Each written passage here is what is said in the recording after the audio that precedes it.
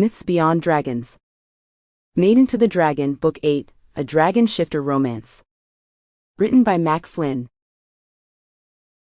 1. They just wouldn't stop popping up. Like those dots you see when you look at the sun too long. No matter how hard I tried to look away, the visions were still there. That's why I stood at the edge of the lake in Alexandria. The shoreline was touched by ice, but 3 yards into the lake the water lay open. The shadows didn't touch me here, or so I hoped. Behind me towered the ancient water temple, and between us stood the arch that guided the path up to the religious building. I raised my hand and studied the palm. The tips of my fingers were a little red, but the unmistakable color of my skin gave me comfort. A cool breeze blew past me and across the lake, disturbing the tranquil scene for a brief moment. I wrapped my coat tighter around myself and shivered. You'd think a waterfly wouldn't get cold. I muttered. Temperature and water are very different, a voice spoke up. I spun around and found Xander walking down the path toward me, with a teasing smile on his face. My own face fell as he came up beside me. How'd you know I was here? He nodded at my covered shoulder. I always know where you are. I pressed my hand on the part of my coat that lay over the mark, and looked out over the lake. The water was as calm as glass, and just as reflective.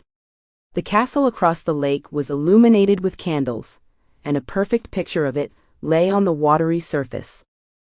Something troubles you, Xander spoke up. I snorted. Does my mark tell you that too? He gently cupped my chin in his hand, and turned my face so we gazed into each other's eyes. His were penetrating. I do not need help to know when you are bothered. I need only your help to tell me what it is that bothers you. I bit my lower lip and cast my eyes to the ground. I'm not really sure myself, and it's really hard to explain. I will try to understand, he replied. My eyes flickered up to his face, and I frowned at him. This isn't funny. I really think there's something wrong with me.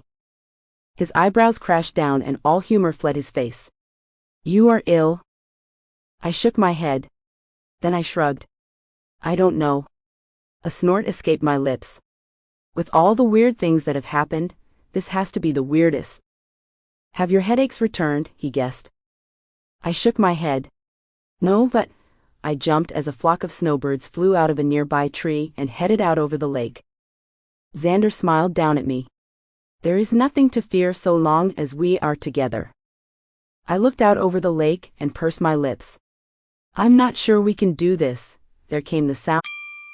Sample complete. Ready to continue?